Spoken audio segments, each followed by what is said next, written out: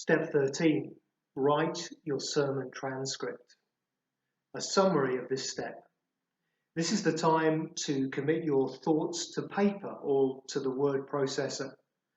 The way that you write notes for a sermon is a matter of personal preference, and over time you'll develop your own style.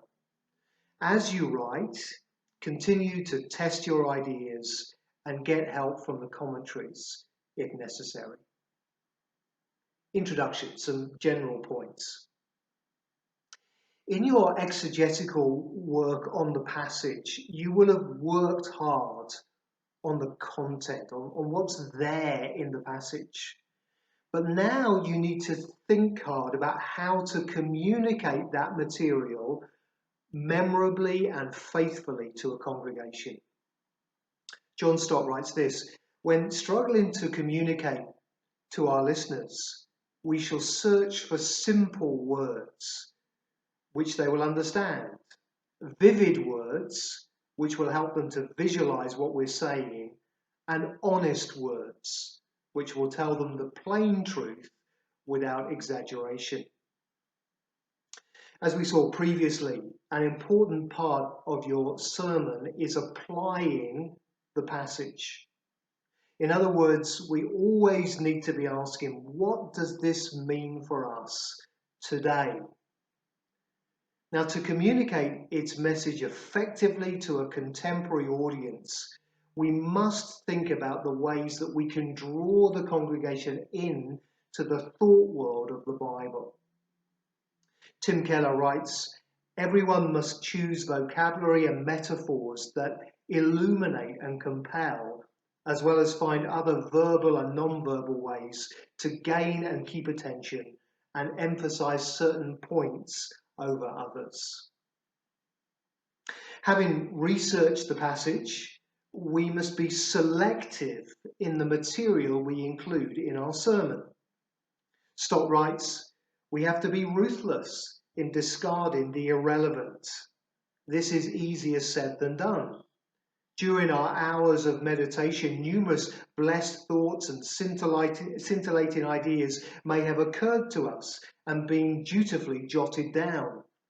It's tempting, he says, to drag them all in somehow. Resist the temptation. Irrelevant material will weaken the sermon's effect. And be conscious always of the congregation you're going to preach to. What's their level of understanding? How can you make this passage as clear as possible to them? So don't use technical theological language that people won't understand. You need to be as clear and as simple as you can be in the way that you speak to them. What are the things that people are going through in the congregation at the moment? How might this passage speak into their situation? And also try to write your sermon transcript in the way that you speak, rather than using more formal language. A sermon isn't an essay, so choose your words carefully and simply. John Stott again writes, it's impossible to convey a precise message without choosing precise words. Now, you may not be able to cover the whole passage in detail this time in the time that you've got available for your sermon. So you need to think about which section of the passage you're really going to focus on in this particular sermon. You need to also think about how you're going to put this passage into its biblical theological context. So if you're preaching from the Old Testament, how does it connect to the New Testament? If you're preaching from the New Testament, how does it connect to the Old Testament? How is it based and rooted in the Old Testament? Keller writes this: some expositors move through the text consecutively, covering almost every verse, while others use outlines that extract the main ideas of the passage and treat it more selectively. So you need to work out What's going to be your approach? What works best for you?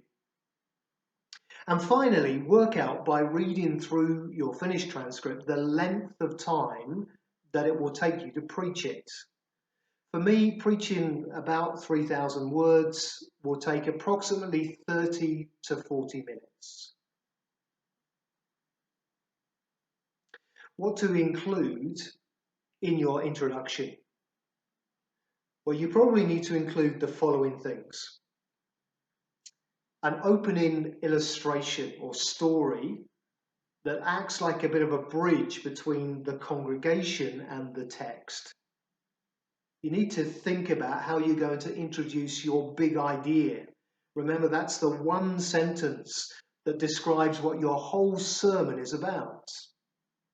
Remember that your opening illustration can be used to introduce your point, or your purpose, or even your tone.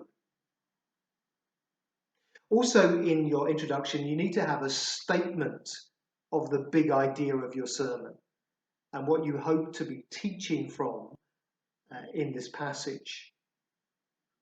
You also need, in your introduction, to speak about the context of the passage.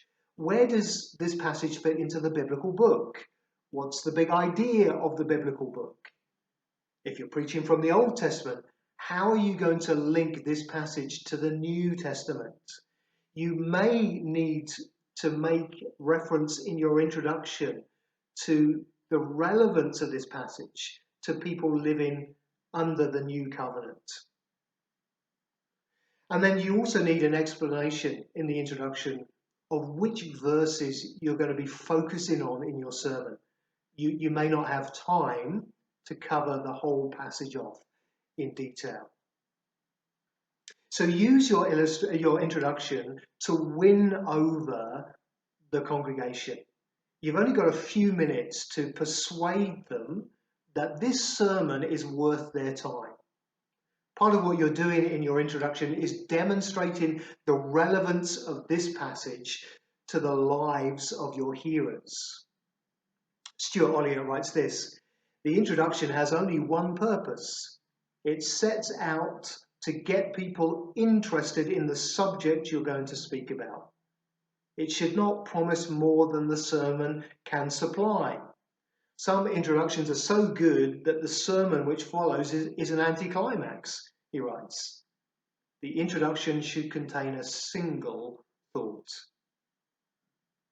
Olliott also encourages us to vary our introductions so that they don't become predictable. The introduction prepares your listener for what's to come, he says, and it shouldn't be too long. Well, what to include in the main body of your sermon? Well, your main points should come directly from the exegetical work you've already done. So think about the ways in which you can make your points, your main points in your sermon, more memorable. In each case, you should be able to show exactly where these thoughts come from in the passage. At the beginning of this part of your sermon, you might want to include a sentence which runs something like this: today, the main things I want to talk to you about from the passage are, and then you briefly describe the main points of your sermon. And for each main point, you need to do the following things: 5 things, one for each finger on your hands. You need to state the point. You need to explain the point, making sure to connect your point to the Old Testament or to the New Testament, depending on where you're preaching from. You need to illustrate the point. You need to apply the point, and then you need to, number 5, move on to the next point or the conclusion. So state the point, explain the point, illustrate the point, apply the point, move on to the next point or conclusion. Now, not all of your points will be of equal length. or will necessarily include all of those elements I just mentioned. You'll allocate different amounts of time to your points depending on a variety of issues. It depends, for example, on the time that you have, the time allocation for your sermon, your overall time management. It depends upon the complexity of the idea that you're explaining, or which parts of the text you particularly want to emphasize, or which parts of the text you're particularly going to apply. Olliott suggests that we need a memorable structure to our sermon. He writes this: the plan should be simple. It should also be fresh and striking. If it isn't, the congregation will switch off. So he tells us that the headings for our main points should have the following characteristics.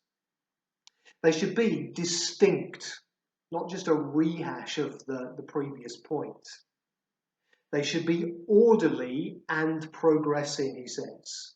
The sermon must go somewhere and do something. They must be cumulative. Olliott reminds us that the sermon should gather strength as it proceeds. And this gathering strength should be expressed in its headings. It should be plain to all that the argument is moving along and that it's gathering force. Our headings should be comprehensive, he says. The preacher's headings should provide a complete and concise summary of the truth he's covered. They should be natural. Nothing must be imposed upon the text which isn't already there. They should be few.